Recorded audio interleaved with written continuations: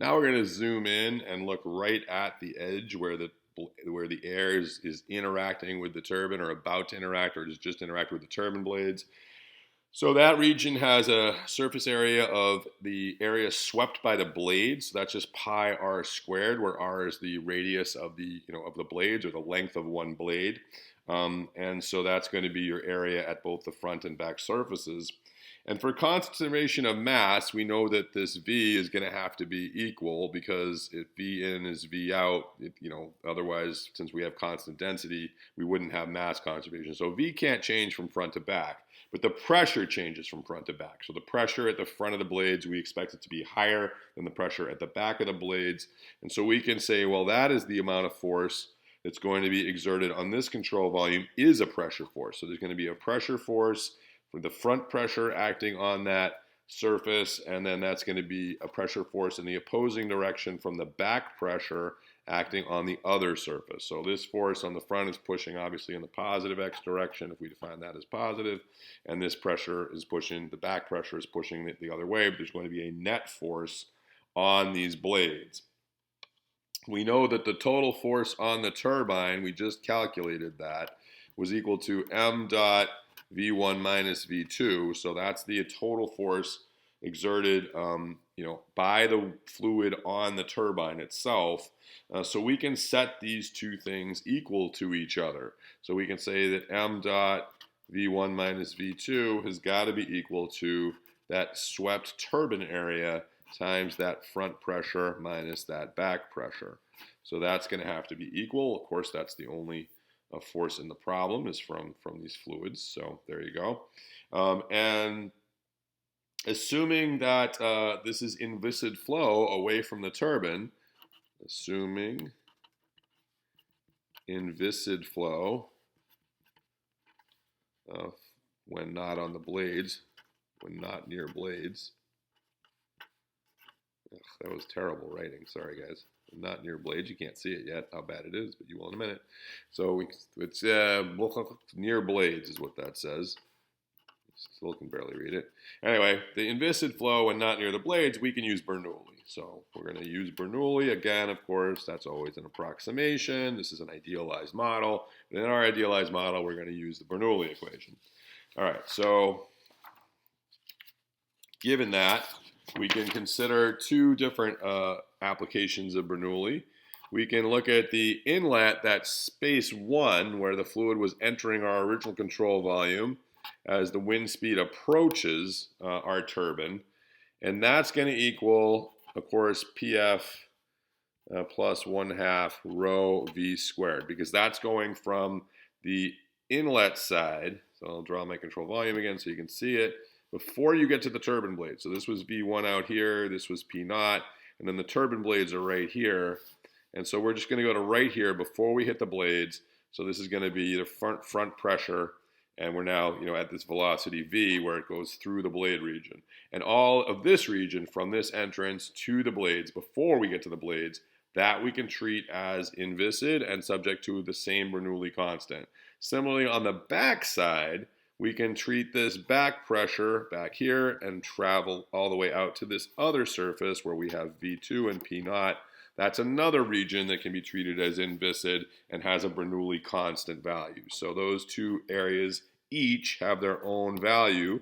The turbine, of course, is going to change the Bernoulli value between the two places, but the front side and the back side can each be treated as their own regions that have a Bernoulli constant.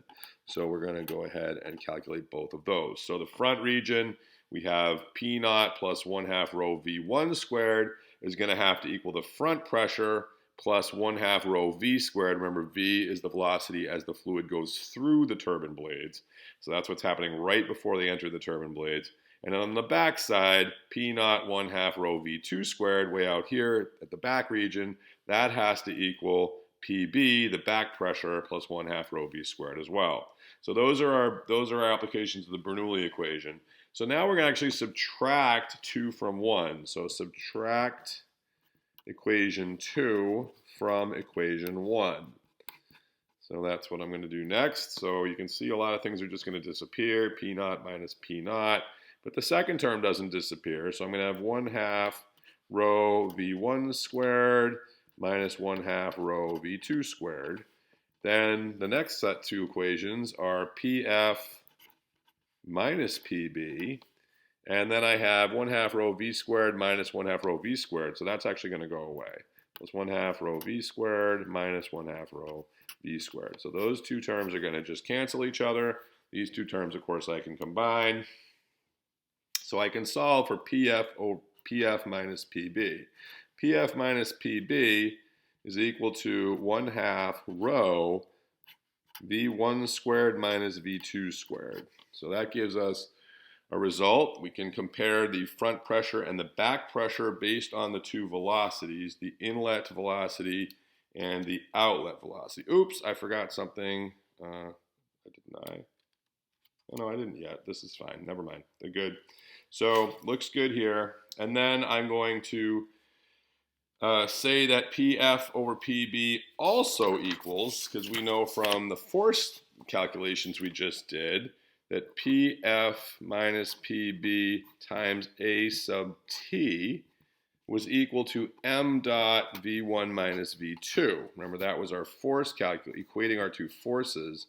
So this is our turbine area. PF minus PB equals this also. So PF minus PB is equal to m dot V1 minus V2 divided by AT.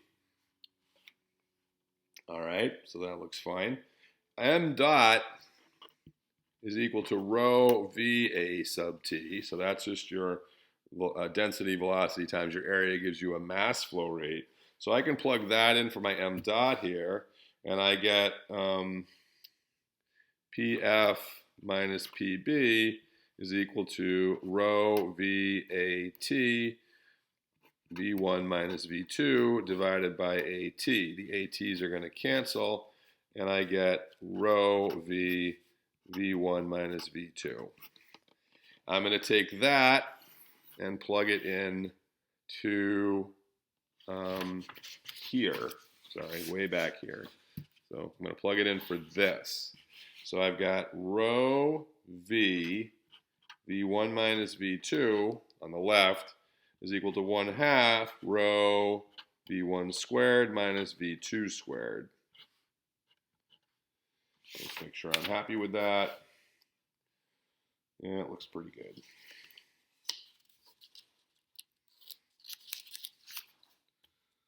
The rows cancel.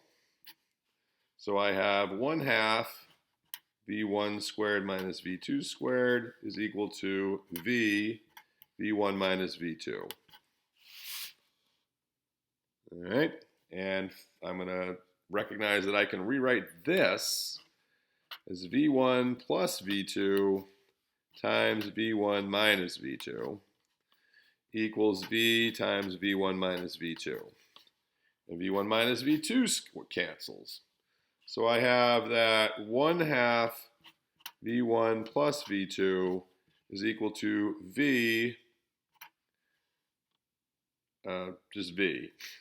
And so that means that's my result. So V, the velocity going through the turbine blades, is equal to the average of the wind speed velocity and the wake velocity. So this is the velocity of the free wind before it gets to the turbine, and this is the velocity in the wake after it leaves the turbine, and this is the velocity that goes through the turbine blades. So it's the average of the two, so that's an interesting result that we have done with this idealized model. We have been able to show that the velocity at which the air will go through the turbine blades is equal to the average of the inlet wind velocity and this wake velocity. But of course, we don't yet know the wake velocity, so we can't really do much with that. At the moment, it's just an observation that that's how that will happen.